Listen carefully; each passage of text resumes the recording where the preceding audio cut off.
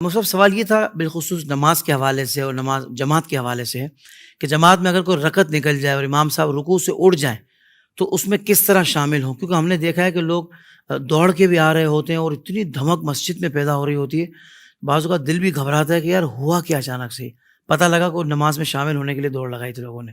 ایک تو یہ مسئلہ ہے۔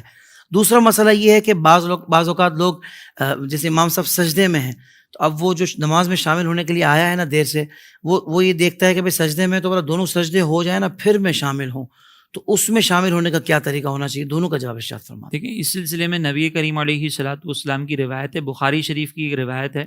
ابو قتادہ رضی اللہ تعالیٰ عنہ کہتے ہیں کہ ایک مرتبہ کچھ صحابہ جو ہے وہ دوڑ کر مسجد میں آئے اور نماز میں شرکت کی۔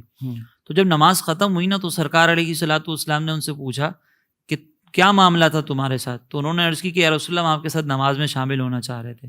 تو سرکار علیہ السلام نے ان سے فرمایا کہ جب تم نماز کے لیے آؤ تو اپنے آپ کو اطمینان کے ساتھ مسجد میں پہنچو، اس میں دوڑ نہ لگاؤ۔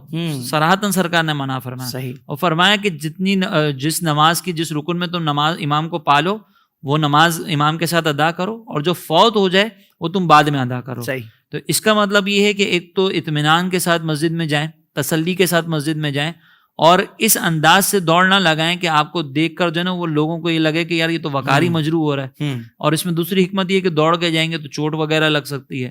اور ایک اور روایت میں سرکار علیہ السلام نے اس کی حکمت خود بیان فرمائی۔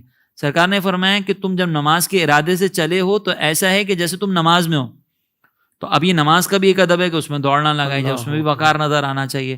اور دوسرا یہاں پر دیکھیں سرکار نے فرمایا کہ جس مقام پر تم امام کو پالو ساتھ شامل ہو جاؤ۔ بالکل صحیح۔ تو اب چاہے امام نے ایک سجدے کی ہوں، دو سجدے کی ہوں، امام سجدے میں موجود ہوں، اب فوراً نماز میں تکبیر لگائیں، 3 مرتبہ سبحان اللہ کہنے کی مقدار کھڑے رہیں، اور پھر فوراً تکبیر لگا کر امام جس بھی رکن میں ہو شامل ہو جائیں۔ صحیح۔ یہ بعض علماء نے لکھا ہے کہ منافقین کا انداز تھا کہ وہ انتظار کرتے تھے کہ امام جو وہ اپنے رکن ادا کر لیں پھر ہم شامل ہوں۔ تو ہم گناہ گار تو نہیں کہیں گے، نام یہ کہیں گے کہ منافق ہے، اس سے تشبیہ نہ ہو، اس لیے علماء کہتے ہیں کہ بہتر یہ ہے کہ جا کے سجدے میں ملاقات مل جائے امام کے ساتھ، اور رکعت چونکہ وہ رکوع اس کو نہیں ملا تو رکعت تو نکل چکی تھی تو یہ رکعت بعد میں بھی ادا کر لے۔ اس کا فائدہ یہ ہوگا کہ اس کو ایک اضافی سجدہ کرنے کا موقع مل گیا۔ سبحان اللہ، سبحان اللہ، بہت خوبصورت۔